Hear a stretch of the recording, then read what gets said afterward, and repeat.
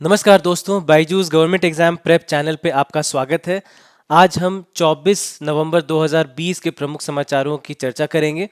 तो सबसे पहले शुरुआत करते हैं और सबसे पहले जितने राष्ट्रीय न्यूज़ हैं, नेशनल अफेयर्स हैं, उन्हें देखते हैं सबसे पहले।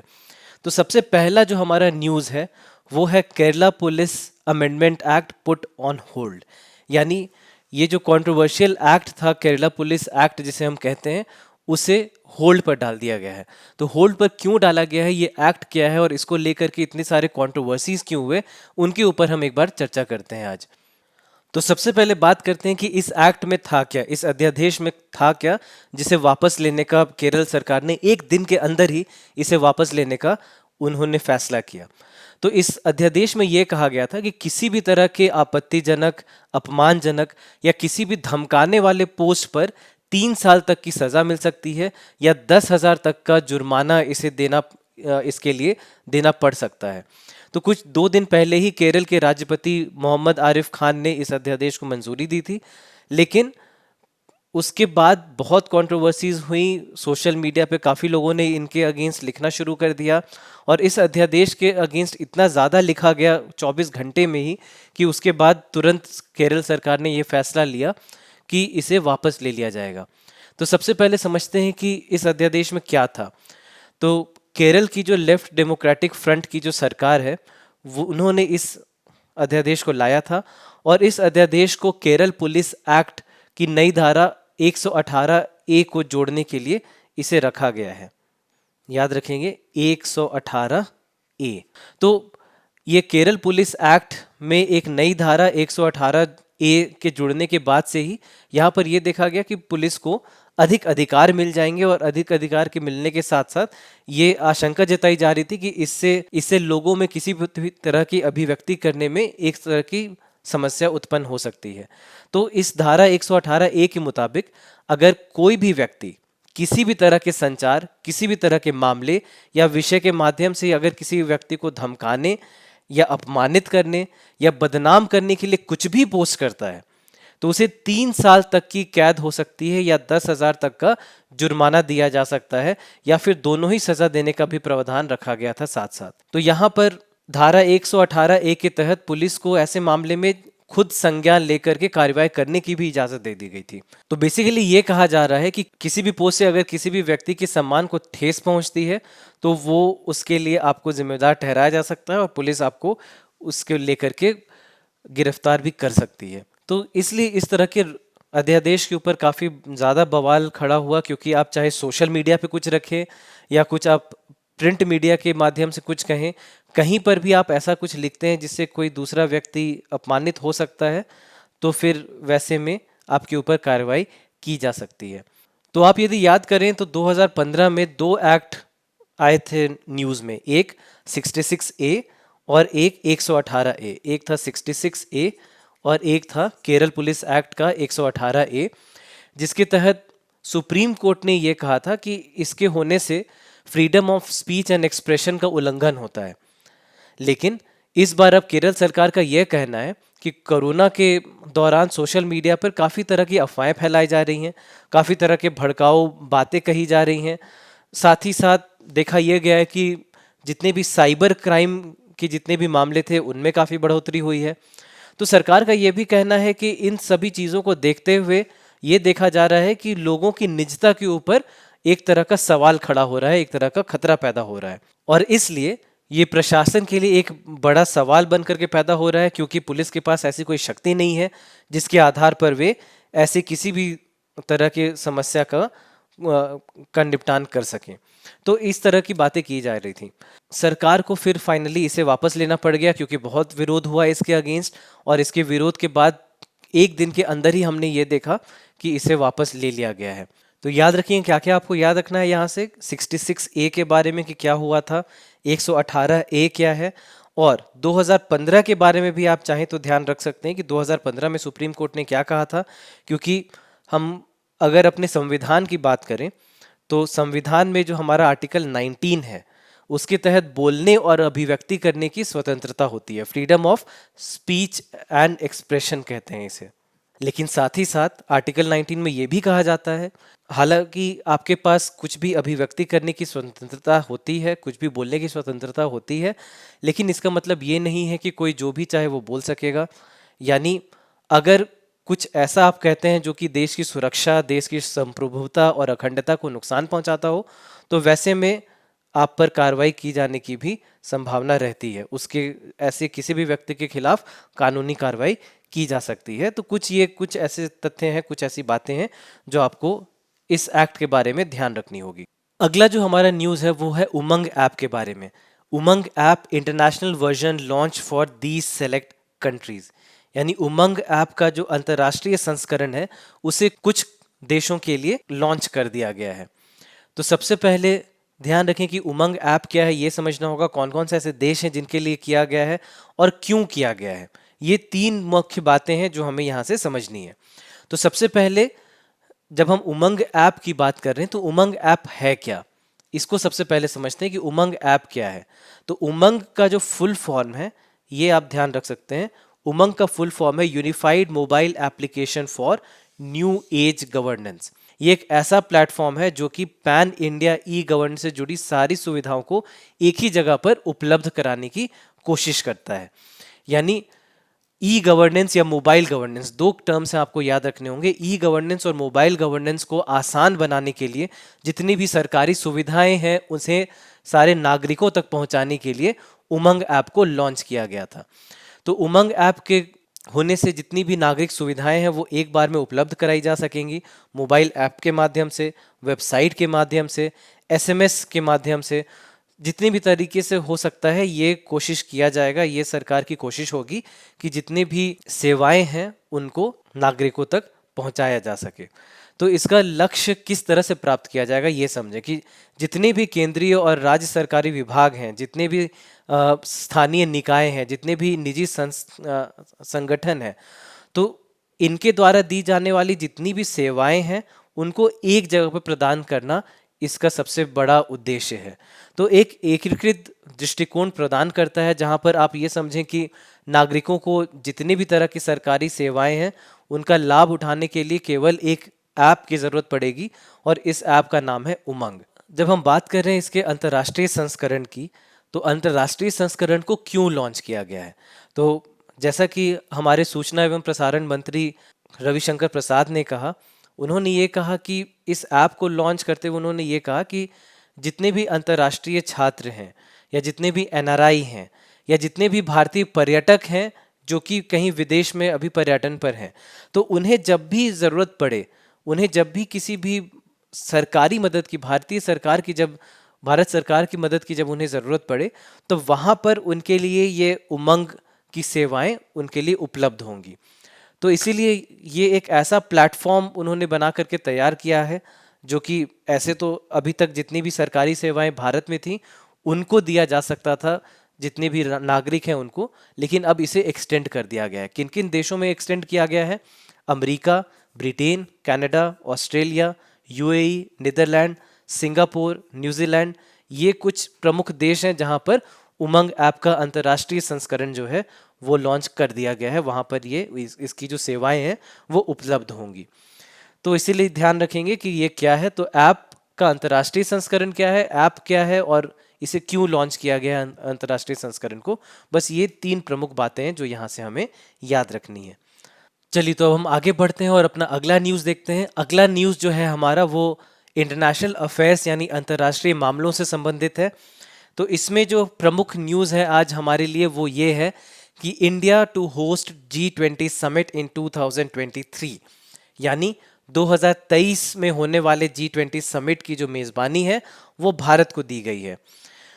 तो सबसे पहले ये समझते हैं कि G20 क्या है, G20 का मकसद क्या है, G20 किस लिए बनाया गया है और कौन कौन से ऐसे देश हैं जो G20 में है। साथ ही साथ ये भी हमारे लिए महत्वपूर्ण है कि G20 की आने वाली जितने भी सत्र हैं उनकी अध्यक्षता कौन करने वाला है, उसका जो मेज़बानी है वो किस देश को दिया गया है, होस्ट नेशन कौन होने वाला है। तो सबसे पहले समझते हैं कि जब हम बात कर रहे हैं G20 की, तो G20 समिट जो है वो अभी कंक्लूड हो गया फाइनली। और सबसे बड़ी बात ये इसमें हुई कि 2023 की जो मेज़बानी है वो भारत को सौंपी गई। तो ये याद रखेंगे कि ये जो G20 समिट था, ये 15th यानी 15वां G20 शिखर सम्मेलन था। और इसके साथ साथ ये जो G20 समिट है, इसका गोल क्या था ये आपको याद रखना होगा एग्जाम के लिए। Free, fair, predictable and stable trade and investment environment, यानी मुक्त, निष्पक्ष, पूर्वानुमेय और स्थिर व्यापार और निवेश वातावरण बनाने का लक्ष्य इसको के साथ ये जो है संपन्न हुआ। और ये सुनिश्चित करने के लिए प्रतिबद्ध है कि कोविड-19 के प्रतिकूल प्रभाव के बाद आर्थिक परिवहन सुनिश्चित करने के लिए वैश्विक परिवहन मार्ग और आपूर्ति श्रृंखला खुली और सुरक्षित रहे। तो सबसे पहले जब हम बात कर रहे हैं शिखर सम्मेलन की, तो G20 ग्रुपिंग्स है क्या, यानी G20 क्या है ये समझते हैं।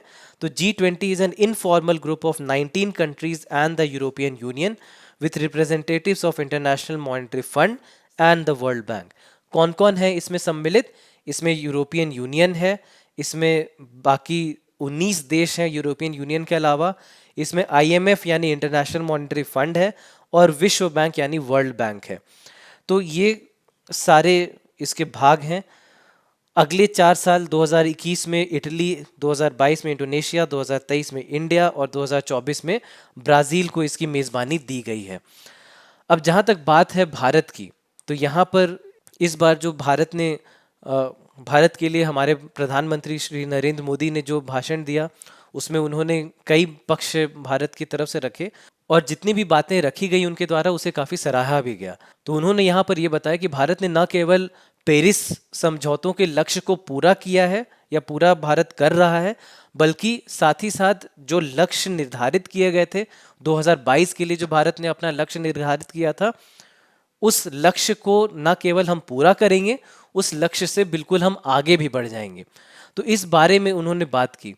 तो G20 की जब हम बात करते हैं, तो G20 के बारे में हमने चर्चा की कि यहाँ पर 19 देश हैं और एक साथ में यूरोपीय संघ यानी यूरोपियन यूनियन है, साथ में IMF और वर्ल्ड बैंक, ये दो भी सम्मिलित हैं। कौन कौन से देश हैं इनका नाम अगर आप चाहें तो याद रख सकते हैं। यहाँ पर अर्जेंटीना है, ऑस्ट्रेलिया है, ब्राज़ील, कनाडा, चीन, France, Germany, Indonesia, Italy, Japan, Mexico, रूस, सऊदी अरब, दक्षिण अफ्रीका, दक्षिण कोरिया, तुर्की, यूनाइटेड किंगडम और USA। साथ में भारत तो है ही। तो ये सारे देश हैं जो कि इसके साथ जुड़े हुए हैं। अब जब हम बात करते हैं G20 की, तो G20 को माना जाता है कि दुनिया के जितने भी सबसे शक्तिशाली देश हैं उनका ये समूह है। यानी G20 को जब हम मानते हैं तो आपको पता होगा एक और ऐसा ग्रुप है जिसे हम G7 कहते हैं। तो इसे माना जाता है कि ये G7 का एक्सटेंशन है। तो G7 की जब हम बात करते हैं तो वहाँ पे है France, Germany, Italy, Japan, United kingdom यानी ब्रिटेन, अमेरिका और कनाडा। ये 7 देश हैं G7 में। और G20 को माना जाता है कि इसमें इसका एक वृहत फॉर्म है, ये बड़ा फॉर्म है। G8 भी एक ग्रुपिंग होती है, अगर आपको ध्यान हो, G8 भी एक ग्रुपिंग होती है जिसमें एक एडिशनल कंट्री है जो कि है रशिया। ये एक एडिशनल कंट्री इसमें हो जाती है। तो जब हम बात करते हैं G20 की, तो 1999 में यानी 1999 में जर्मनी में G8 जो G8 देश हैं उनकी एक बैठक हुई थी, और इसमें एशिया के आर्थिक संकट पर चर्चा की गई थी। तो इसके बाद दुनिया के जो 20 सबसे शक्तिशाली अर्थव्यवस्था वाले देश हैं उनको एक मंच पे लाने का फैसला किया गया था। इसके बाद ये देखा गया था कि दिसंबर 1999 में बर्लिन में पहली बार एक G20 समूह की बैठक हुई, और आगे चल करके ये देखा गया कि एक रेगुलर टर्म्स में जो शिखर सम्मेलन है वे होने लग गए।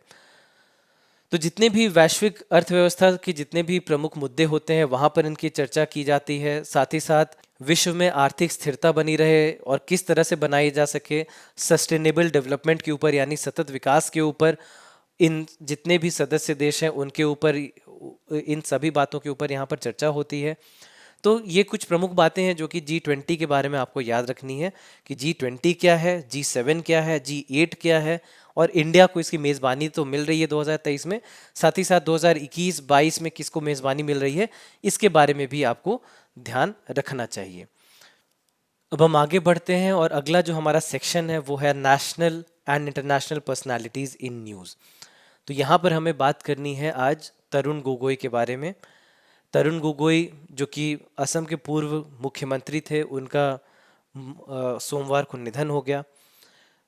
निधन का कारण बताया जा रहा है कि पोस्ट कोविड सिम्टम्स थे उनको, यानी पोस्ट कोविड रिलेटेड कॉम्प्लिकेशंस थे, जिसके कारण उन्होंने अंततः दम तोड़ दिया। 86 वर्ष की आयु थी उनकी।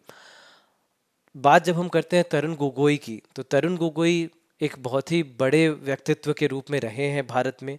लगभग 15 साल तक वो असम के मुख्यमंत्री रहे, 3 बार असम के मुख्यमंत्री बनकर के चुने, और असम को एक बड़ी पहचान देने में उनकी बहुत बड़ी भूमिका रही है।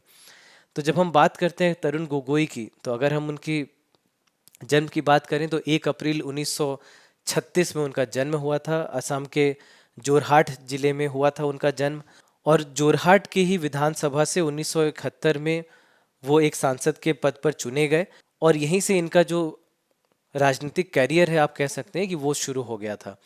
साथ ही साथ 1976 में फिर देखा गया कि अखिल भारतीय कांग्रेस कमेटी के सचिव बने। उसके बाद फिर 2 बार और फिर जोरहाट से विधानसभा में चुने गए वहाँ पर। 1985 में कांग्रेस का उन्हें महासचिव भी बनाया गया। उसके साथ ही साथ हमने ये भी देखा कि 1991 में 1991 में उन्हें 10वीं लोकसभा के लिए फिर से चुना गया, और इस बार उन्हें केंद्रीय मंत्रिमंडल में भी शामिल कर लिया गया था। फिर 1993 से लेकर के 1995 तक खाद्य मंत्रालय के केंद्रीय राज्य मंत्री भी बने। उसके बाद फिर ये भी देखा कि कई समितियों के भी भाग रहे, कई मंत्रालयों के भी भाग रहे, जैसे पेट्रोलियम और प्राकृतिक गैस मंत्रालय में भी उन्होंने अपनी सेवा प्रदान की। फिर 2001, मई 2001, ये आपको याद रखना है, मई 2001 में वो असम के मुख्यमंत्री बने। उसके बाद 2001 से लेकर के 2006 तक मुख्यमंत्री बने रहे। 2006 में फिर से कांग्रेस के पद से चुनाव में उन्हें जीत हासिल हुई, और लगातार दूसरी बार उन्हें मुख्यमंत्री बनाया गया। 2011 में राज्य का चुनाव फिर से जीत करके तीसरी बार मुख्यमंत्री का पद संभालने के लिए उन्हें नियुक्त किया गया था। तो जैसा कि मैंने कहा, 15 साल तक मुख्यमंत्री बने रहे, और भारतीय राजनीति में उनकी एक बहुत बड़ी भूमिका रही है, और अंततः हमने ये देखा कि सोमवार को उनका निधन हो गया। तो तरुण गोगोई के बारे में ये कुछ प्रमुख बातें हैं जो आप याद रख सकते हैं। अब हम आगे बढ़ते हैं और banking and finance related news के ऊपर चर्चा करते हैं। तो यहाँ पर हमारा जो न्यूज़ है वो ये है, RBI imposes 6 month ban on Mantha urban cooperative bank. Mantha शहरी सहकारी बैंक के ऊपर 6 महीने के लिए निकासी पर प्रतिबंध लगा दिया है आरबीआई ने। तो आरबीआई ने यहाँ पर ये कहा है कि बिना आरबीआई से लिखित परमिशन लिए हुए, without taking prior approval of RBI in writing, किसी भी नए लोन या किसी भी एडवांसेस को नहीं दे सकते हैं, कोई भी नया इन्वेस्टमेंट नहीं कर सकते हैं, और साथ ही साथ they cannot incur any liability including borrowing of funds and acceptance of fresh deposits, disburse or agree to disburse any payment. यानी किसी भी तरह का भुगतान वो नहीं कर सकते हैं, किसी भी तरह का ऋण नहीं दे सकते हैं। इन सारी चीज़ों पर रोक लगा दिया गया है, 6 महीने का ये प्रतिबंध लगाया गया है। बस साथ में बस ये कहा गया है कि जितने भी बैंकिंग बिजनेस है उनको ये जारी रख सकता है, लेकिन साथ ही साथ उसमें भी कुछ रेस्ट्रिक्शन होंगे, उसमें भी कुछ ऐसे वित्तीय प्रतिबंध होंगे जो कि लगाए जाएंगे, लेकिन जो बिजनेस है उसे जारी रखने की अनुमति दी गई है। चलिए अब हम आगे बढ़ते हैं और अपने अगले सेक्शन पे चलते हैं, जो कि है पुस्तकें और पुरस्कार, यानी बुक्स एंड अवार्ड्स।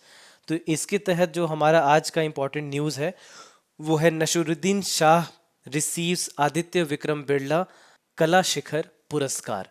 यानी नसीरुद्दीन शाह को आदित्य विक्रम बिरला कला शिखर पुरस्कार से सम्मानित किया गया है। तो जब हम बात कर रहे हैं तो यहाँ पे दो चीज़ें, एक थोड़ा सा हम लोग जान लेते हैं नसरुद्दीन शाह के बारे में, और दूसरा हमें ये समझना है कि आदित्य विक्रम बिरला कला शिखर पुरस्कार क्या होता है। तो जहाँ तक बात है नसरुद्दीन शाह की, तो आप सबको पता होगा ही कि भारत के बहुत जाने माने कलाकार हैं। सबसे प्रमुख है, दो पुरस्कार याद रखने हैं। 1987 में इन्हें पद्मश्री दिया गया, 1987 में पद्मश्री दिया गया, और 2003 में इन्हें पद्म भूषण से भी सम्मानित किया गया। तो पद्मश्री भी इन्हें मिल चुका है और पद्म भूषण भी इन्हें मिल चुका है। साथ ही साथ आप ये भी याद रख सकते हैं कि 3 ऐसे फिल्म हैं जिनके लिए इन्हें सर्वश्रेष्ठ अभिनेता का पुरस्कार दिया गया है, जिसमें एक फिल्म है स्पर्श, एक फिल्म है पार, और तीसरा फिल्म है इकबाल। ये 3 फिल्मों का आप चाहें तो नाम याद रख सकते हैं। एक फिल्म है स्पर्श, दूसरा है पार, और तीसरा है इकबाल। ये 3 फिल्म है जिनके लिए इन्हें सर्वश्रेष्ठ अभिनेता का राष्ट्रीय पुरस्कार से जिसके लिए सम्मानित किया गया है। साथ ही साथ वर्ष 2000 में इन्हें संगीत नाटक अकादमी अवार्ड से भी सम्मानित किया गया था। साथ ही साथ जब हम बात करते हैं इस पुरस्कार के बारे में, तो इस पुरस्कार के बारे में आप ये याद रखें कि इसे 1973 में आदित्य विक्रम बिरला, जो कि आदित्य बिरला समूह के पूर्व अध्यक्ष थे, उन्होंने इसे स्थापित किया था ताकि थिएटर और प्रदर्शन कला में उत्कृष्टता को सम्मानित किया जा सके। तो ये आपको याद रखना है बस इस अवार्ड के बारे में। अब हम चलते हैं अपने अगले सेक्शन की ओर। अगला सेक्शन है हमारा इम्पोर्टेंट डेज, यानी महत्वपूर्ण दिवस। तो जब हम बात कर रहे हैं इम्पोर्टेंट डेज की, तो आज का दिन आपको ध्यान रखना है गुरु तेग बहादुर के शहीदी दिवस के रूप में मनाया जाता है 24 नवंबर को। तो 24 नवंबर को सबसे पहले गुरु तेग बहादुर के बारे में आपको ज़रूर पता होगा कि सिखों के 9वें गुरु के रूप में इन्हें देखा जाता है। भारत की ढाल के रूप में इन्हें जाना जाता था, हिंद की चदर के नाम से इन्हें जाना जाता था। अपने लोगों के लिए, भारत के लोगों के लिए, सिख समुदाय के लिए इन्होंने अपनी जान दांव पे लगा दी थी। 1675 में उस समय का जो तत्कालीन मुगल बादशाह था औरंगज़ेब, उसके आदेश पर इनका सिर काट दिया गया था, और ये दिल्ली के चांदनी चौक पर ये शहीद हुए थे। अपने लोगों के लिए, सिख धर्म के लोगों के लिए, भारत के लोगों के लिए इन्होंने अपनी जान दांव पे लगा दी थी। 24 नवंबर, ध्यान रखें, गुरु तेग बहादुर के शहीदी दिवस के रूप में मनाया जाता है। अब हम आगे बढ़ते हैं और कुछ इम्पॉर्टेंट फैक्ट्स देखते हैं आज का। तो आज का जो हमारा फैक्ट है वो रामसार साइट से संबंधित है। तो आपको ज्ञान हो, जनवरी 2020 में ministry of environment, forest and climate change ने ये अनाउंस किया था कि 10 नए ऐसे वेटलैंड्स हैं भारत से जो कि रामसार साइट्स में की सूची में जिन्हें जोड़ दिया गया है। तो यहाँ पर इन नामों को हम चाहें तो इन नामों को याद रख सकते हैं। कुछ प्रमुख साइट हैं जिनके बारे में हम आपको यहाँ पे बताना चाहते हैं। तो ध्यान रखिए कि ये जो एडिशन हुए 10 रामसार साइट के, इसके साथ ही साथ महाराष्ट्र का पहला रामसार साइट यहाँ पे आ गया, जो कि लोनर लेक है। ध्यान रखेंगे, लोनर लेक ये महाराष्ट्र का पहला रामसार साइट बन गया। उसके अलावा आगरा में कीथम लेक, असम बराज उत्तराखंड में, और कंवर लेक या फिर कबाल ताल जो है बिहार में, ये भी इसमें जुड़ गया। इस जो लिस्ट है रामसार साइट्स का, इसमें जुड़ गया। तो ये आपको ध्यान रखना है कि ये नए नाम है जो कि रामसार साइट के लिस्ट में जुड़ गए हैं। अब यहाँ पर एक बात और उठती है कि रामसार साइट की जब हम बात कर रहे हैं तो ये रामसार साइट का अर्थ क्या होता है, रामसार साइट क्या होता है, इसके बारे में भी आपको जानना होगा। तो जब होती है बात रामसार साइट की, तो यहाँ पर रामसार साइट की जब हम बात करते हैं तो एक कन्वेंशन हुआ था, रामसार आर्द्र भूमि या रामसार वेटलैंड कन्वेंशन या समझौते के रूप में हम इसे जानते हैं, 2 फरवरी 1971 में। ये इराक के कैस्पियन सागर के तट पर स्थित एक शहर है रामसार, यहाँ पर इस पर हस्ताक्षर किया गया था। अब उसके बाद 1975 में ये देखा गया कि इसे लागू कर दिया गया। तो आपको ये याद रखना है कि ये है क्या। ये जब हम संधि की बात करते हैं तो इसका जो ऑफिशियल नाम है, जो औपचारिक तौर पे जो इसका नाम दिया गया है, वो है अंतर्राष्ट्रीय महत्व विशेषकर जल पक्षी आवास के रूप में आर्द्र भूमियों के लिए एक विशेष सूची के रूप में, उसकी एक संधि के रूप में इसे देखा जाता है। 1982 में इंडिया ने इसके ऊपर साइन कर दिया था, हस्ताक्षर कर दिया गया था, और उसके बाद से हमने देखा है कि कुछ रामसार साइट्स हैं जो कि भारत से भी यहाँ जुड़ गए हैं। तो ये कुछ प्रमुख बातें हैं जो आप चाहें तो रामसार साइट्स के बारे में ध्यान रख सकते हैं कि रामसार साइट क्या है। लेकिन सबसे प्रमुख है कि क्या नया एडिशन हुआ है रामसार साइट का, ये भारत से, ये आपको याद रखना है। चलिए अब हम चलते हैं अपने आखिरी सेक्शन की ओर, जो कि है हमारे सारे प्रैक्टिस क्वेश्चंस। तो हमारा जो सबसे पहला प्रैक्टिस क्वेश्चन है आज, वो है in the year 2021 presidency of G20 will be done by which country. यानी 2021 में जो G20 समिट है उसकी अध्यक्षता किस देश द्वारा की जाएगी। तो हमने अभी देखा है, इसका सही आंसर क्या होगा? सही आंसर होगा इटली। आगे बढ़ते हैं। Recently, आदित्य विक्रम बिरला कला शिखर पुरस्कार was awarded to which of the following personalities? किस पर्सनालिटी को ये आदित्य विक्रम बिरला कला शिखर पुरस्कार से सम्मानित किया गया है, किस व्यक्तित्व को किया गया है? तो आंसर जैसा कि हमने देखा, हमने इनके बारे में पढ़ा, नसीरुद्दीन शाह। अगला क्वेश्चन देखते हैं। 24 November is observed as martyrdom day of which of the following Sikh guru. यानी 24 नवंबर को निम्नलिखित में से किस सिख गुरु को के शहादत दिवस के रूप में मनाया जाता है? तो अभी हमने इनके बारे में पढ़ा, इसका सही आंसर क्या होगा? सही आंसर होगा गुरु तेग बहादुर, सिखों के 9वें गुरु। अगला क्वेश्चन देखते हैं। निम्नलिखित में से कौन सा देश G20 का सदस्य नहीं है? 4 ऑप्शन आपको दिए गए हैं, ध्यान रखें। हमने 19 देश और एक संघ की बात की थी, जिसमें सऊदी अरब शामिल है, चीन शामिल है, भारत शामिल है, पाकिस्तान शामिल नहीं है। तो इसका जो सही उत्तर होगा वो होगा पाकिस्तान। उसके बाद अगला क्वेश्चन हम देखते हैं। विच of the following country is not included in the recently launched international version of Umang app. यानी निम्नलिखित में से कौन सा ऐसा देश है जो उमंग ऐप के हाल ही में लॉन्च किए गए अंतर्राष्ट्रीय संस्करण का हिस्सा नहीं है, उसमें शामिल नहीं है? तो हमने पढ़ा था, अमेरिका का नाम पढ़ा था, यूके का नाम पढ़ा था, कनाडा का नाम पढ़ा था। तो सही उत्तर यहाँ पर क्या होगा? सही उत्तर हो जाएगा बांग्लादेश। तो इसी के साथ हमारा आज का जो ये सेशन है वो यहीं पे समाप्त होता है। वापस से एक बार ज़रूर रिवाइज करें, जितने भी इंपॉर्टेंट फैक्ट्स हैं आज के उसे ज़रूर देख लें। जो क्वेश्चंस हमने देखे, जितने भी इंपॉर्टेंट तथ्य हमने देखे, वे सभी आपकी आगामी परीक्षाओं के लिए बहुत इंपॉर्टेंट हो सकते हैं। तो इसी के साथ मैं आज का ये सेशन यहीं समाप्त करता हूँ। धन्यवाद।